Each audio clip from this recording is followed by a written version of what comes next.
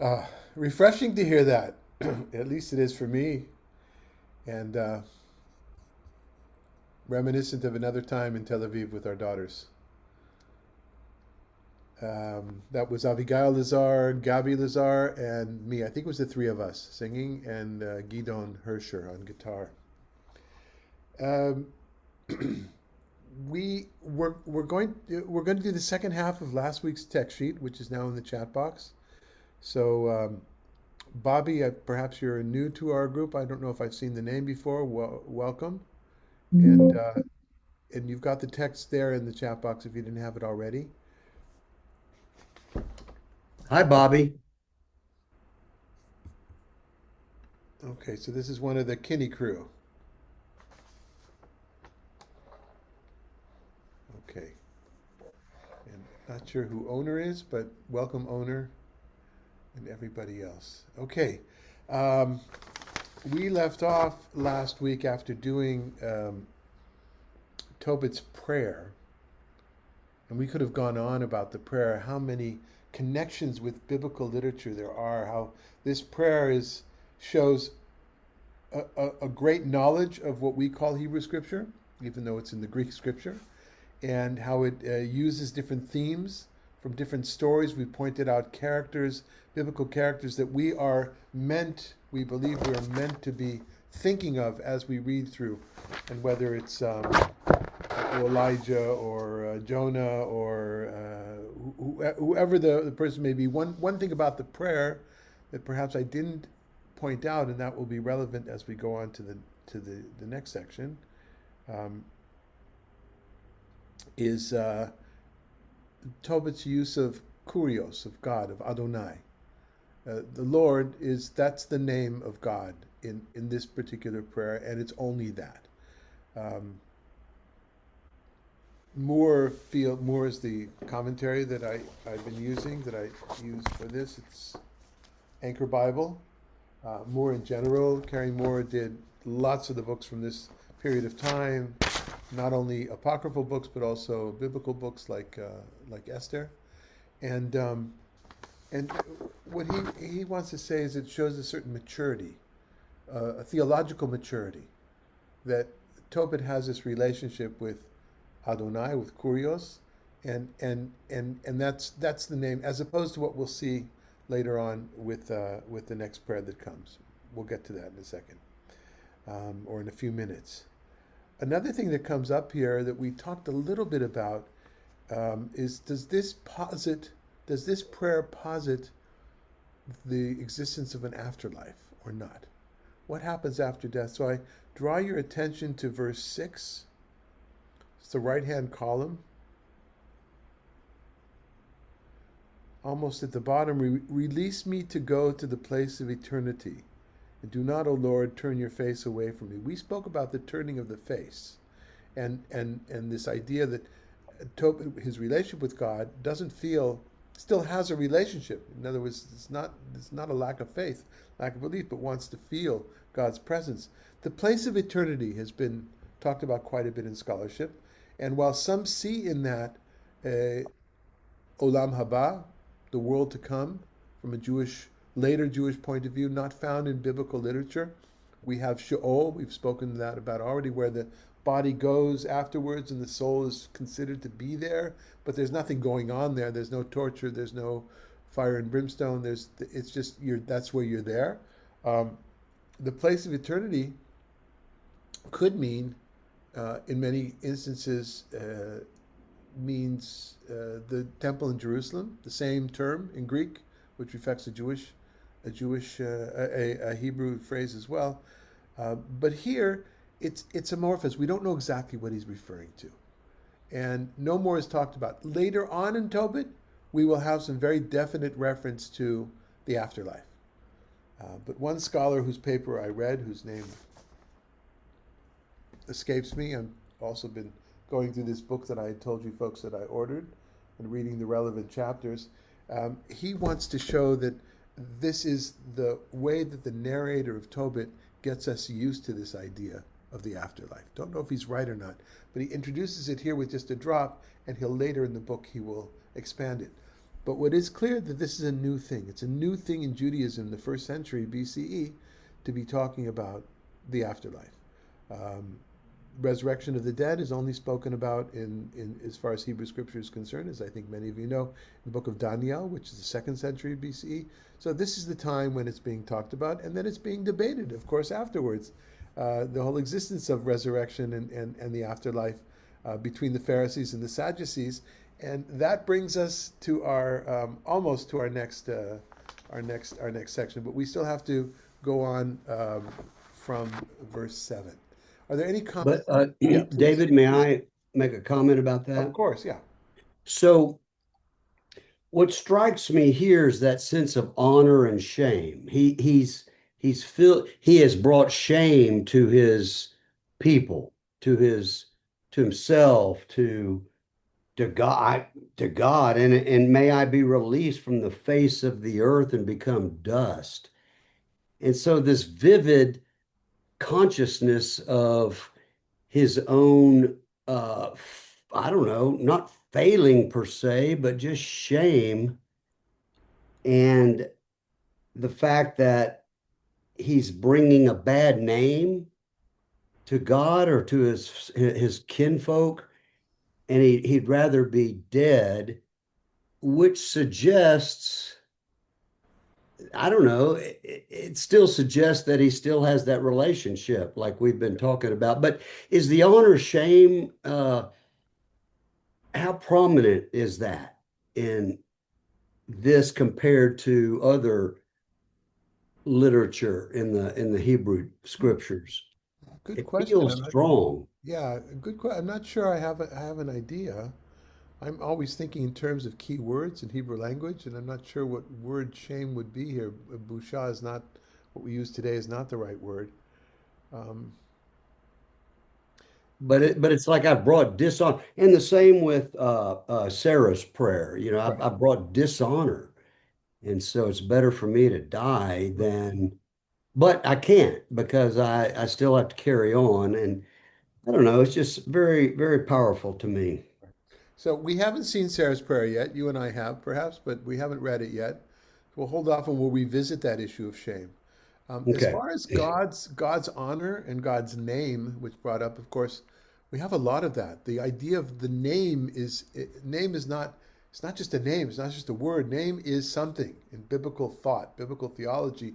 For God's name's sake, for your own name's sake, God. Right? People which is that to glorify God, right, correct? or to bargain with God to get God to do something that doesn't look like it's going to happen.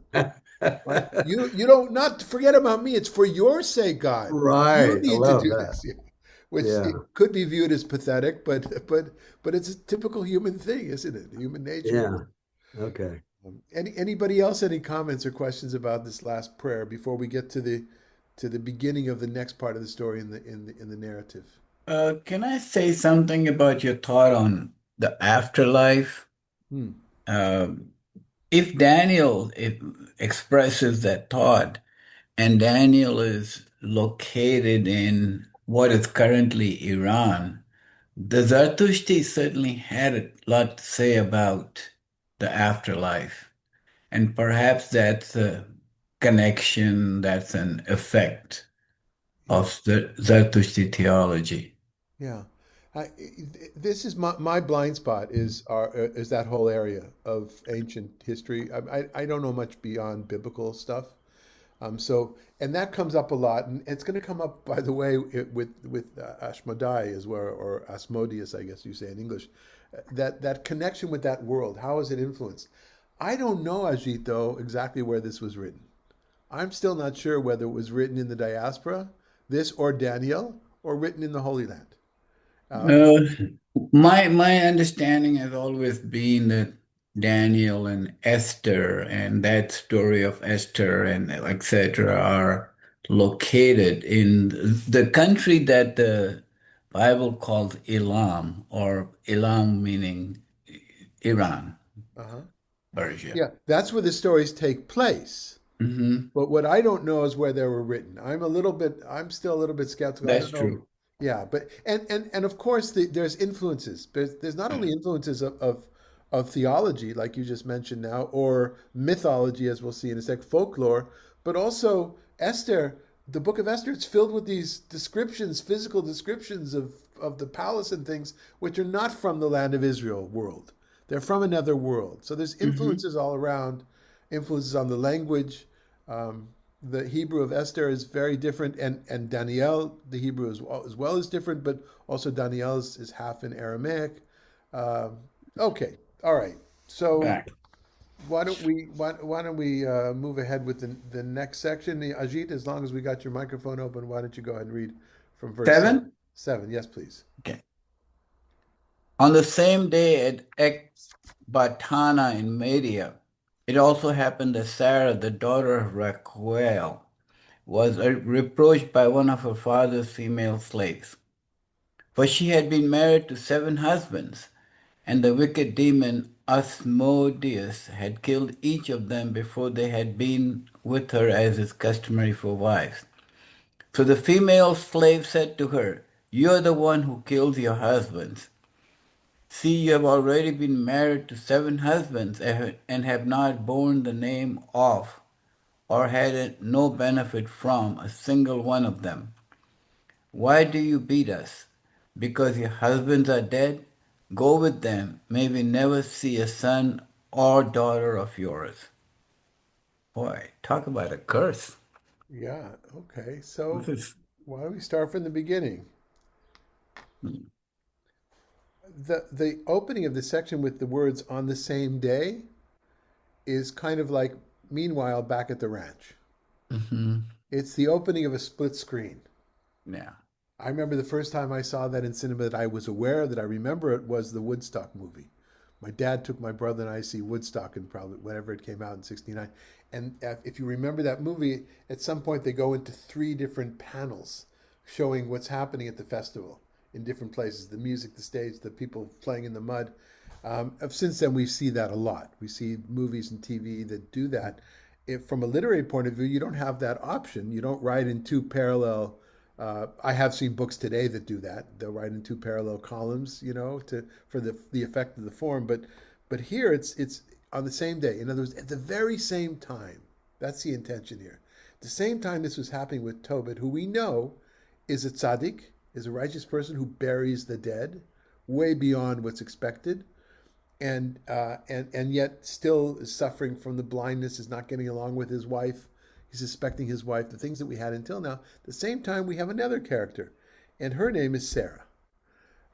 When we hear the word Sarah, the name Sarah, what do we think of? Rachel's sister? No, You know, Rachel's Abraham. no. grandmother-in-law, Okay. right? So Abraham's wife, right? Yeah. What's the quintessential story of Rachel in not having a child? Promised to have a Of child Sarah. with Hagar. Excuse me, with Sarah. Sarah and her handmaiden Hagar. Right? It's When he was Hagar. 100 years old. Yeah. So Hagar looks askew at Sarah. That's basically what the text says. She looks at it in a funny way. Sarah's insulted, as if to say, I'm sorry. Before that, she gives Hagar to her husband to have a baby because she wasn't producing children. The baby is born. Ishmael is born, and then Hagar looks at her askew, and she says, "You got to kick this kid out. Kick this woman and kid out." And then it happens again. The story happens twice. It's one of those tales in Genesis that repeats itself, the same format for us to learn from it. That's for another time. But we have the hierarchy. The the top woman is being insulted by the woman below on the structure, and children are involved, and her name is Sarah. You couldn't get more obvious than that, I think. Connection. Yes, Don. Um, this is probably off the point, but in the Hebrew scriptures, there's a documentary hypothesis which talks about the sources of the composition. Because of the parallel or the type that you just threw between um, Sarah and this woman here, are there any thoughts of source documents by which this story was was composed? Interesting question.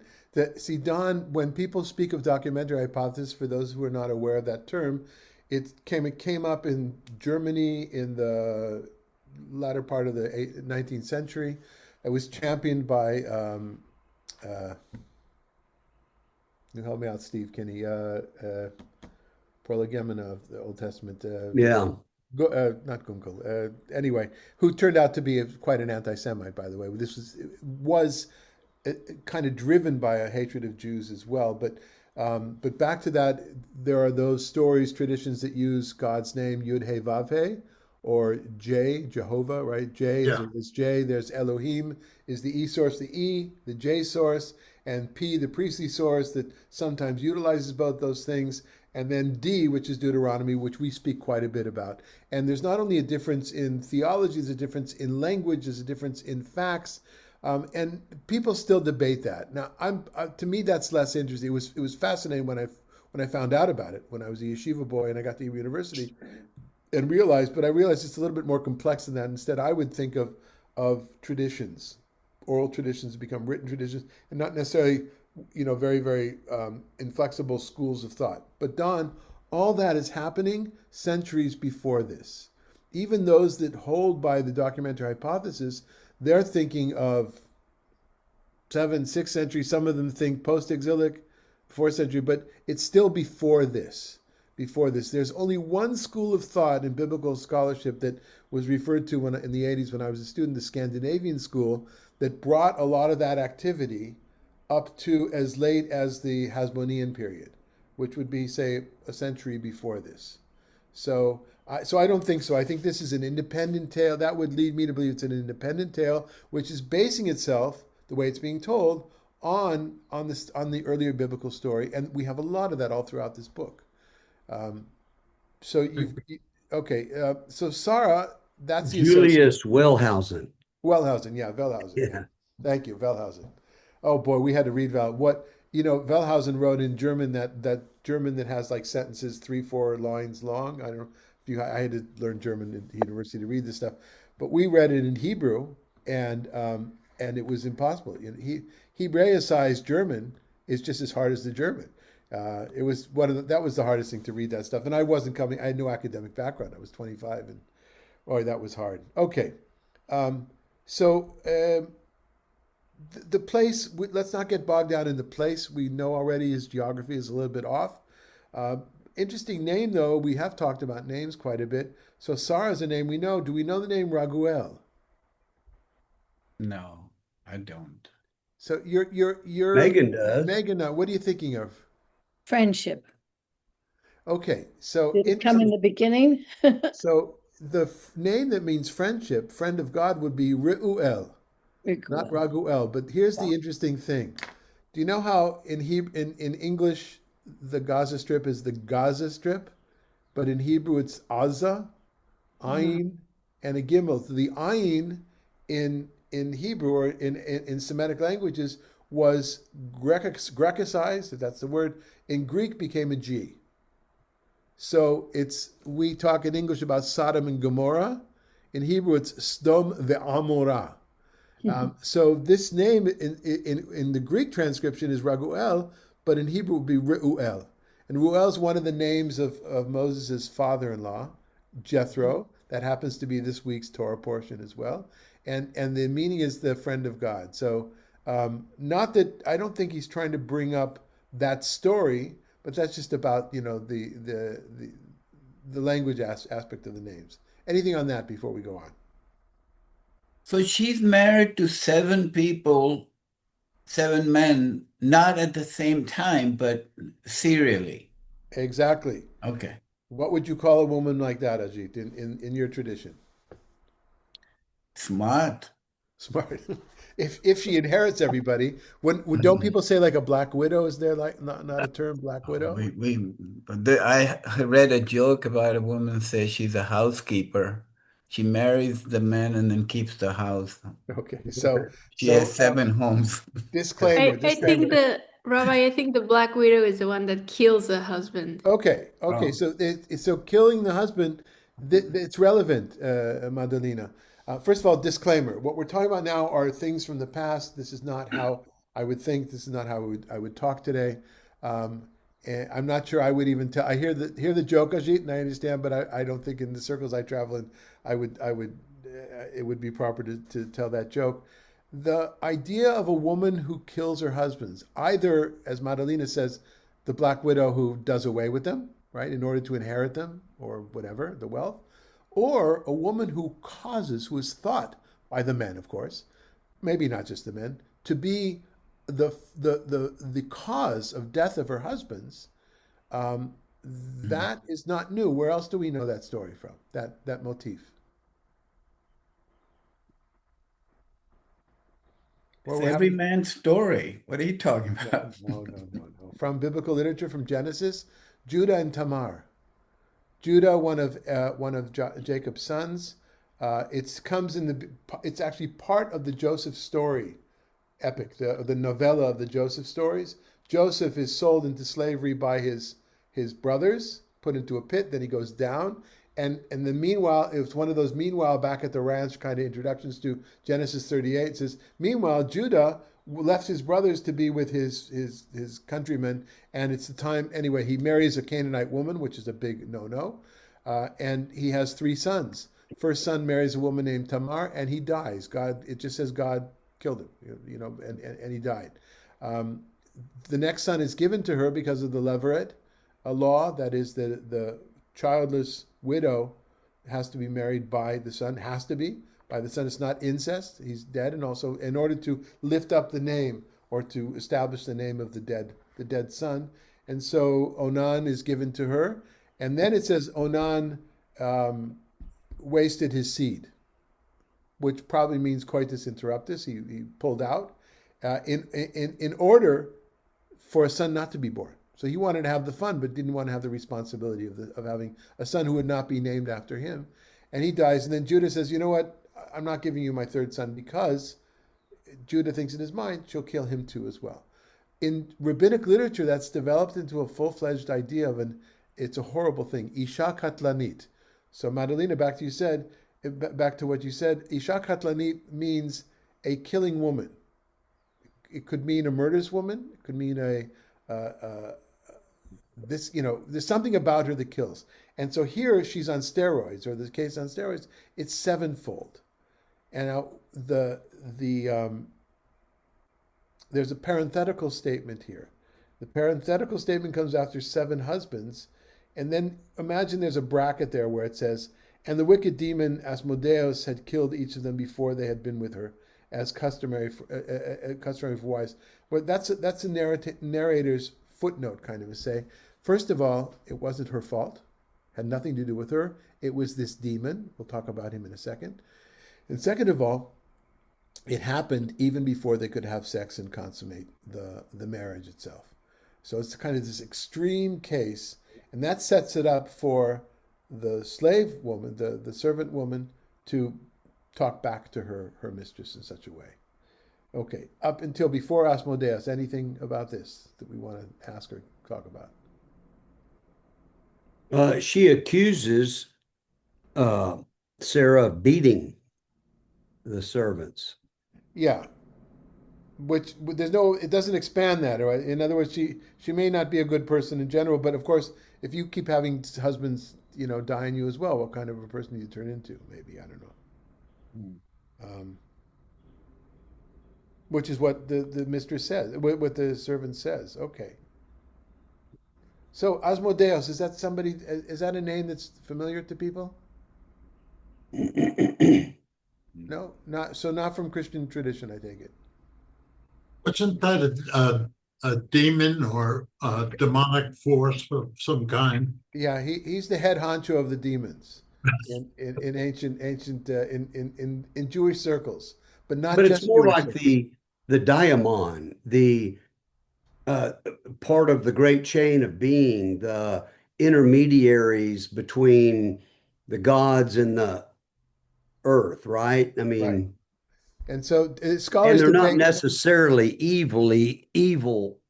Uh, Right. So in this case, the traditions we have are evil, I think. Now, Ajit, Asmodeus also is connected by some scholars attribute the name to a Persian name as well from that culture, that pre or proto Persian culture. He's around. He's been around for a long time. Others attribute it to, I don't know, a different direction, maybe a Semitic name. But the fact is, this is the first time that he comes up in Jewish literature. And from this point onwards, from a historical point of view, we have him in Midrashic literature, Talmudic literature, Midrashic literature. That is the legend, the mythological, the legend stuff of rabbinic literature. He's present quite a bit, and has a special relationship with Solomon. But before we get to that, we'll get to just a little bit of Talmud, one line from Talmud that I brought out. We'll get to that afterwards. There is an interesting parallel here from the New Testament. And so, Wayne, do you want to read from us from the Gospel according to Matthew? Certainly. Matthew 22, 23 to 33. The same day, some Sadducees came to him saying, "There is no resurrection." And they asked him a question. "Teacher," Moses said, "if a man dies childless, his brother shall marry the widow and raise up children for his brother. Now there were 7 brothers among us. The first married and died childless, leaving the widow to his brother. The second did the same, so also the third, down to the 7th. Last of all, the woman herself died. In the resurrection, then, whose wife of the 7 will she be? For all of them had married her." Okay, before we get to Jesus' answer, have you preached on this before, Steve? Sure. Yeah. And I would imagine if I was preaching, I would say, so there's a Sadducee smart aleck, right? He's a smart aleck. In yeshiva, we call this a klotz kasha. A klotz kasha means it's Yeah, almost he's like, trying to trap him. He's trying to outwit him. yeah, And he's sad, you see, because he doesn't believe in the resurrection. resurrection, right? So we have that element, and that's in Talmudic literature. We have the echo of the argument with the Pharisees who did believe in it. That's just one of the a number of things. So that's in the back. It's hard to believe. I would not say, I don't know if anybody says, I wouldn't say that Matthew is based on Tobit, but it's too coincidental. It seems to be this tradition with this typological number of 7, this tradition of this folk motif, of the woman who has killed 7. The thing that's different here, of course, is that she dies, and that gives the opening for the question as well. So you want to go ahead and complete it, Wayne? Jesus answered them, "You are wrong because you know neither the scriptures nor the power of God. For the resurrection, people neither marry nor are given in marriage, but are like the angels of God in heaven. And as for the resurrection of the dead, have you not read what was said to you by God? I am the God of Abraham, the God of Isaac, and the God of Jacob. He is God not of the dead, but of the living." And when the crowds heard it, they were astounded at his teaching. Okay. And that confuses the heck out of me. Well, because it's not the God who was of Abraham, is the God of Abraham, right? I remember asking somebody, maybe one of the brothers of Taizé once, something about, so do you feel something like, do you feel you would have how do you feel you would have reacted if you had been in Jesus's time? And his answer was, but I am in Jesus's time. So, and I wasn't trying to be a smart aleck. It's just a different way of looking at time and timelessness. Yeah. By the way, the Talmud in Masechet Sanhedrin, Tractate of Sanhedrin, goes on for a few pages, if I remember correctly, as to how do you prove that resurrection is from the Torah itself, from the 5 books of Moses. And it keeps raising a possible verse, and then it's shot down, raising a verse, shot down. And, my teacher at the time says, this was in the university, not in the yeshiva world. In the university, somebody says, the more you have to argue about something, the weaker it is. The weaker it is. In other words, there is no basis for resurrection of the dead in the Torah. Some people point to Ezekiel, the vision of dry bones. My teacher, Ezekiel, Professor Moshe Greenberg of blessed memory, explained to us why he doesn't think that's a vision of resurrection of the dead. And then people point to Daniel, 2nd century. Yes, Don. A couple of things. One, isn't Isaac a symbol of a resurrection because his life was spared from death by the finding of the ram? That's just an observation that I made. But I wanted to get back to chapter 2. Do you remember the outburst of Tobit when his wife brought back The and sheep. how angry he was with her? And I see the same kind of frustration here of Sarah when they accuse her of beating the slaves or the wives of. Right, but Don, I'm going to stop you just because we haven't read that part yet. We'll get to that in a Okay. second, okay? So, to your first point, though, from a Jewish point of view, from a biblical Hebrew Bible point of view and a Jewish point of view, Isaac is not a story of resurrection. It's a story of just testing Abraham, and Isaac is kind of ignored. In rabbinic literature, Isaac becomes a hero of the story as well because he's 40 years old or something like that. So he knew what was going on, and yet he submitted himself. But it's not that. I think the resurrection connection is made only in the Jesus context, I think. And Rabbi, Wayne, what was it in particular that confused you or that you didn't register with? Was it that what David said, that I am the God of Abraham, as in the present tense? No, Wayne, you remember? Don was relating to the text that's coming up in Tobit. What we did just now is Matthew. I don't think you weren't relating to Matthew, Don, were you? No, I was talking about Wayne. Wayne said, I don't know I'm sorry. what that Oh, is. And I didn't know okay. what particularly was stumping. Rabbi, Richard asked me to tell you that he's owner of a new car. He's listening in his car on his way back to PS. I see. I got it. Owner. Therefore, he's called owner, so he's on two. Okay. Well, Mazel Tov, Richard. Go ahead. I have a question about that. What about like Hanoch walked with God in the Torah, and Eliyahu was taken up in a whirlwind? Does that relate? Interesting. Does it relate to the afterlife? Or Yes. resurrection? So, from my guiding light in those two stories is Professor Shmuel Levenstam of blessed memory, also Hebrew University. I didn't get to study with him. He had a stroke already, but a very, very, really, really smart guy who wrote a commentary, a good commentary about the Exodus traditions. But he explained the connection between Moses and Elijah in that they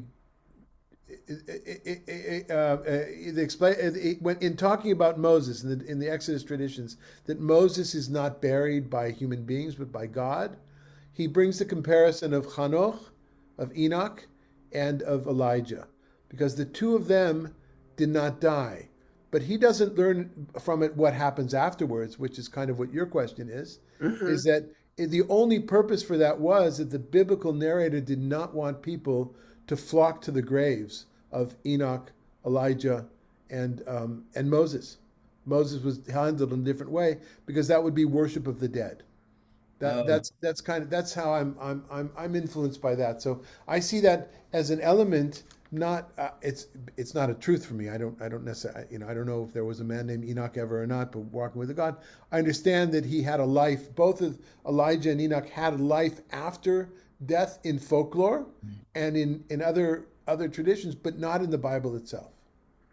But Rabbi, if you say Elijah and you're waiting for the return of Elijah, are you waiting for the resurrection of Elijah, or he never died, so he's still here?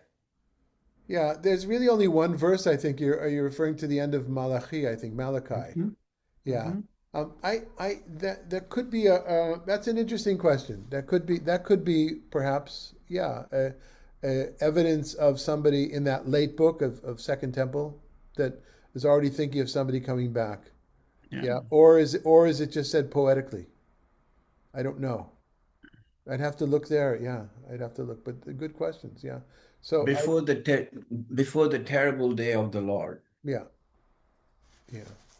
Um, And what about in Kohelet? There's a verse about the dirt returns to the earth as it was, and the spirit returns to God who gave it.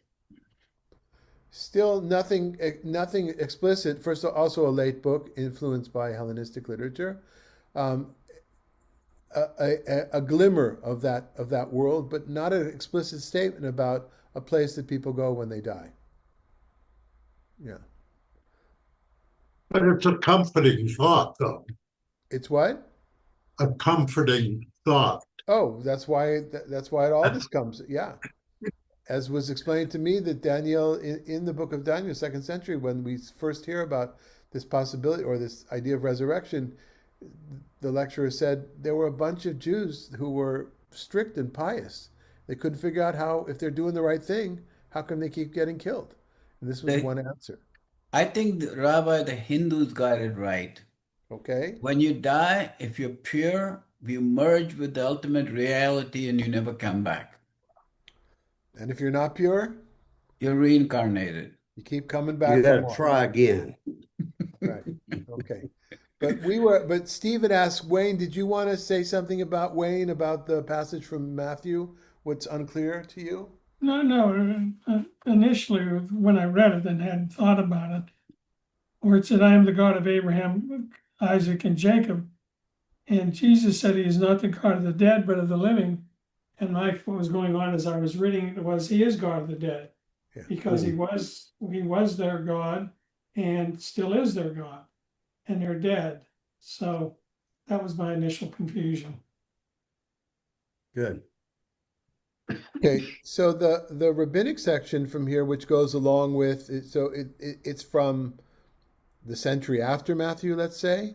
If a woman was married to her first husband and he died, to a second one and he also died, she may not get married to a third husband. This is the statement of Rabbi Yehuda Nasi, Rabbi Judah the Prince. So this is actually later. This is beginning of third century. Yeah, okay, so about around 200. Rabban Shimon ben Gamliel says she may get married to a third husband, but if he also dies, she may not get married to a fourth husband. Just to show you, this is an issue discussed in rabbinic literature, and I chose the earliest level, chronological level of this idea. And the term that's used, Isha Katlanit, a killer woman, or a murderous woman, or a death-causing woman. It's very difficult. Oh, that's the language used in this Yeah, text? Isha Katlanit. Yeah, Oh. yeah. So And where do and they it's used about Tamar as well. Yes, go ahead. Sorry, Wayne. well, where do they get the idea? I mean, they just make up that you can't do third or you can do fourth. It just they feel they have a revelation from God that they can make statements like that, and why not the fifth? Yeah, I don't think it's a revelation for God. That wasn't the way of the rabbis. It was first of all often attributed to a tradition that they knew orally. That's what they heard. And does that go back? Yes, it goes back to the original revelation to Moses that gave them the oral Torah, which was passed down from generation to generation. And some people remember it as two wives, two husbands, and some people remember it as three. So I guess it is. But it's not as if the God gave those rabbis the vision. The other thing that the rabbis exercise is a form of logical thinking. If you, if you slip in your bathroom on, then you do it once, okay, maybe it's, but you do it twice, you may be, if you do it twice, you may go and get one of those in the shower, one of those rubber things, or maybe not. But if you do it three times, you certainly will go. It's kind of that. It's like it's like learning from life, I think. Rabbi, question. If the husband dies the widow must marry the brother, or is it okay, it is just okay to marry the brother? She can marry somebody else too if she wants to, correct? Good question, but it's a little bit more complicated. The first dibs, to begin with, a priori, the Mhm. woman should marry her brother, or her brother-in-law. It doesn't matter if he has wives, by the way. Should marry her brother-in-law so that there would be a child that will continue the name, and that means a son, by the way, but continue the name of the dead brother. If she doesn't want to do it, the Torah allows for her to go through this process of it involves a shoe, it involves spitting. It's called chalitza, and then she can get out of it. The brother has to do it. If she demands it, the brother-in-law has to do it. Now, those laws, although they're not entirely practical today, they're still in practice in the state of Israel. If a Jewish couple are married in the rabbit in Israel, and the husband dies, goes off to war, dies, happens a lot, and there are no children, that woman cannot get married to another man until she goes through that rejection process. No longer will they allow her to marry her brother-in-law, right? That's no, you can marry a brother-in-law, but if he's married to somebody else, you can't. But she can't get married until and the brother-in-law can't get married if he's single to somebody else until they go to the rabbin and they do that particular process, which is degrade. Many women find degrading. It is degrading. Yeah, yeah. Yeah. Okay.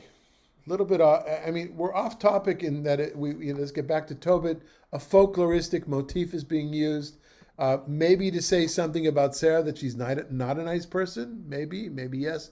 Could be just what servant women say when they get uppity. Again, I'm thinking of ancient times. I wouldn't talk about that today this way. Um, okay, so let's go on with 10. Harold, if you would read verse 10 for us. Okay. Overcome with emotion at that time, she wept and went up to her father's upper room, intending to hang herself. But she thought it over and said, "Let no one ever reproach my father, saying to him, 'You had only one beloved daughter, and she hanged herself out of distress.' I would bring my father in his old age down to sorrow in down in sorrow to Hades. It is better for me not to hang myself, but to beg the Lord that I may die, so that I will not have to listen to these reproaches for the rest of my life." At the same time, my hands outstretched towards the window, she prayed and said, Okay, we'll hold off with the prayer in just a second. So here too, there's this shame involved, right? But her father comes in. Her father's important here because usually a woman of her age, it would be her husband. Here she's with a direct relationship with her father because she's still not married, unmarried. Um, I would bring my father in his old age down to sorrow into Hades. Hades is the word that's used here, but what would that be in Hebrew? Anybody? Sheol. Sheol, exactly. Sheola. And this is almost a direct quote from Jacob. Jacob twice says this, that because of Joseph, his soul was brought down to Sheol. Not Not talk, Gehenna. yeah, it's like what Gehenna became, but Sheol, Gehenna under under Hellenistic influence became a place of activities of Mm. of fire burning, fire torture, that kind of stuff, as it did in Christianity, did in Judaism. Both of those traditions come from Hellenistic culture, but in biblical culture, what this is just thinking of that place, just taking to my death, as somebody would say that you're bringing me to my death. I guess somebody would say. Um, So direct quote from to Jacob, a lot of in the tradition of it. So now we have her prayer, okay? And go ahead, Harold, with the prayer. Blessed are you, merciful God. Blessed is your name forever. Let all your works bless you forever. And now my face is toward you, and I have raised my eyes. Command that I be released from the earth and not listen to such reproaches any more. You know, O Master, that I am innocent of any defilement with any man, and that I have not disgraced my name or the name of my father in the land of my exile. I am my father's only child. He has no other child to be his heir, and he has no close relative or other kindred for whom I should keep myself as wife. Already 7 husbands of mine have died. Why should I still live? But if it is not pleasing to you, O Lord, to take my life, hear me in my disgrace. Okay. So reactions to this prayer, especially compared to Tobit's. Maybe Don, you want to ask something now about her prayer. Yeah, I thought that just the story of Tobit, where he had the reaction after doing all those charitable and kind things for people. He had a reaction when his wife came home with a goat. He started to accuse her and got very angry with her. And I see this more as in deference to her father, that she's not going to hang herself, but she's still asking God to take her life. Right. Right. Different words, same goal. Same goal, yeah. And I don't, it's hard for me to wrap my head around why somebody would request that in prayer. Mm-hmm. Well, Especially because she's innocent. yeah. And her prayer seems to be a little more less self-focused and more motivated by her concern for her father's reputation. Yeah. This prayer also proves to me, sincerely written prayer, that she is innocent of actually killing her husbands. To me, it almost seems that's what the message is here. Right. Yeah, I don't think there's, by the way, I don't think there's a suspicion that she actually killed or, slit their throats. I think there's this idea, what I was trying to say, there's this idea in culture, I don't know if it's only in the Levant, maybe all over the world, that women whose husbands died, let's blame the woman for it. Mm-hmm. And now, whereas you could blame it on the way, something to do with the fear of sex, the fear that men might have or the, what's it called, the fear of castration, or there's some Freudian fear, perhaps that's what brings them to their death. But this text points out they didn't even get that far. They didn't even get into bed, and yet she dies. So I think she's presented here as innocent. You'll notice that I mentioned the fact that Tobit only calls God Adonai. Here you have merciful God, O Master, O Lord, and there's one more also that I'm not finding. I found 4 of them. So different kinds. So more sees that perhaps as a lack of theological maturity. Don't know what to make. It could also mean that it was a prayer that was taken from some other context, and because it's a little bit different in style, not only in content, as far as not putting herself forward, but her father, but also the names. Okay. Anything else on the prayer before we? Yeah. I just wanted to say she seems to leave herself an exit ramp when she talks about being the only child of her father. Yeah. Just in case. No, it's tragic, and it's tragic. And remember, in ancient world, it's about having not children, but having sons. And so, yeah. Okay. So last section, Don, you want to do 16? Sure. I'm trying to find it here. Okay. At that moment, the prayers of both of them were heard in the glorious presence of God. So Raphael was sent to heal them both. Tobit, by removing the white film from his eyes so that he might see God's light with his eyes, and Sarah, daughter of Raguel, by giving her in marriage to Tobias, son of Tobit, and by setting her free from the wicked demon Asmodeus.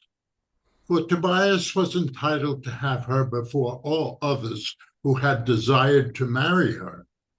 At the same time, that Tobit returned from the courtyard to his house, Sarah, daughter of Raguel, came down from her upper room. So again, the split screen that comes together, split screen, and it began at that very moment, right? By the way, you have the same element in storytelling in rabbinic literature as well, at that very moment, and then God solves it in a way that only God can do it. With the same angel doing it at the same time. Raphael is the angel of healing situations. Raphael, Rapha. So he heals Tobit physically, and he heals Sarah socially, emotionally, maritally. And what a lovely little package this makes. But of course, he first had to neutralize Asmodeus's power over the situation. So, Steve, as you said, before, is this from the tradition of those beings that are in between, not necessarily bad or good? I think you're thinking of Satan, right? Satan in Job. So whereas Satan in Job is not as evil, Asmodeus is not as part of it, is not as neutral as Satan, I think. Asmodeus is pretty, at least here, is described as the wicked demon. Yeah, the wicked Yeah, demon. qualifying him as a wicked one Yeah. rather than a good one or a Right. neutral. Right. Or yeah.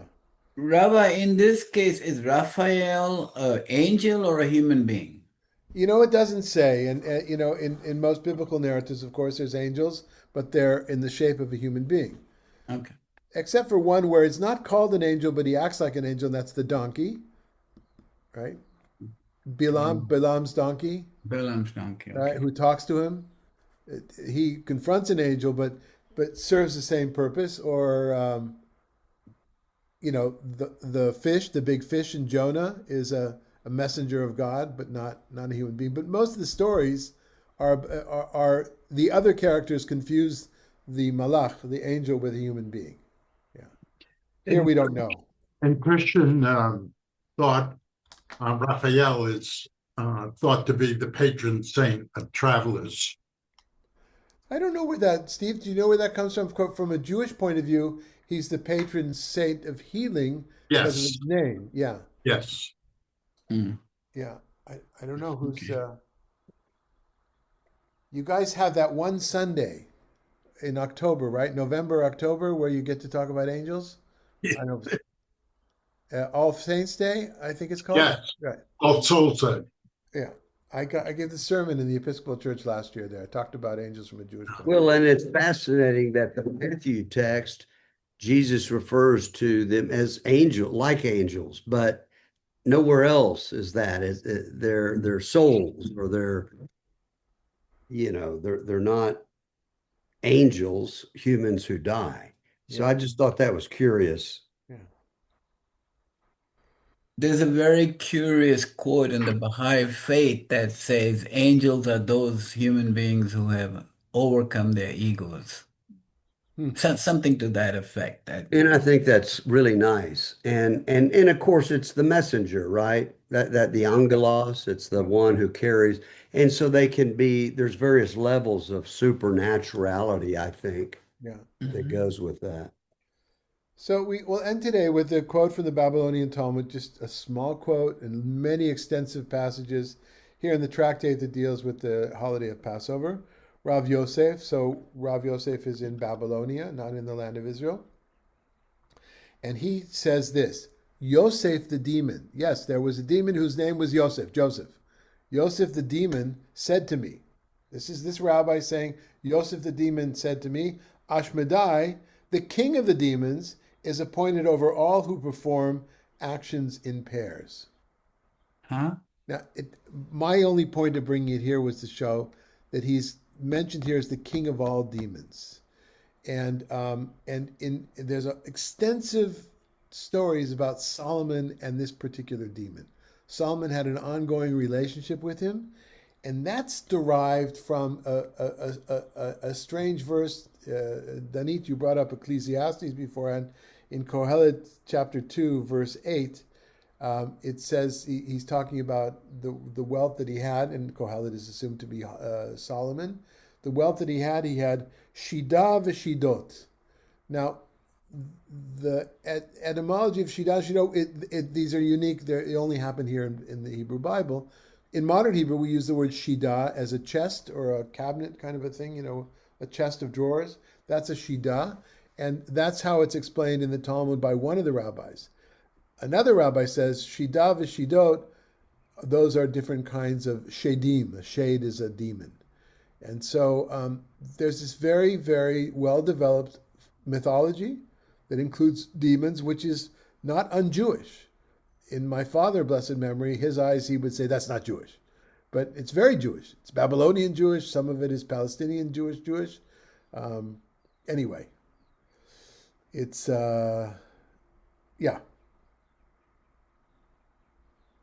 Anything, any reactions, comments, questions? Like to have seen a greater transition between Sarah and the first part of the story in chapter 2. I would like to have seen a greater, clearer transition in words to connect the both of them, because it felt like it just appeared suddenly to me. Yeah. So you want the extended director's version of the movie, right? Yeah. But Don, this is just like a little foreshadow, because now we hear the story in subsequent chapters. Is that Okay. Yeah, now they drill down and you get the full narrative. Okay, all right. So I'm jumping the gun, you're saying. Well, I mean, it's an interesting device, right? It's just this moment where they Yeah. tell what's going to happen, and then we get to see it unfold. Yeah. So next week, Tobias and Sarah will have their first child to carry forward the civilization. I hope so. So vis-a-vis, considering next week, I'm going to be at a conference in Washington, D.C. and traveling at that time. Steve, will you take it next week on your own, or do you want to think about it? Yeah, that'd be great. I'm good if Great. if we want to. Otherwise, we can resume. Let me double check. Yeah, I'm okay, unless it won't be as good. No, But of we course can at it'll be least good. visit, It might even be gooder. or goodest. Gooder. Okay. So yeah, I'll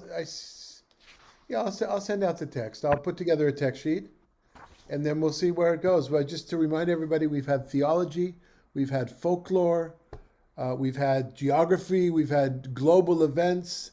The narrator wants us to think in very, very wide, is offering us a huge amount of material to think about. Some of it historically accurate, other not. But still, an example of what it is to be Jewish, wherever, if we decide it's in the land of Israel, if we decide it's in diaspora, but to be Jewish around the 1st century BCE. Yeah, it's like we're being parachuted into that moment. I love the feeling of it, and of course the 1st century Christianity that emerges out of that. It's just part of that milieu, it feels. Yeah. Okay, everybody, have a good weekend. Thanks for being here. Thank you. Thank you. Bye-bye. Thank you very much.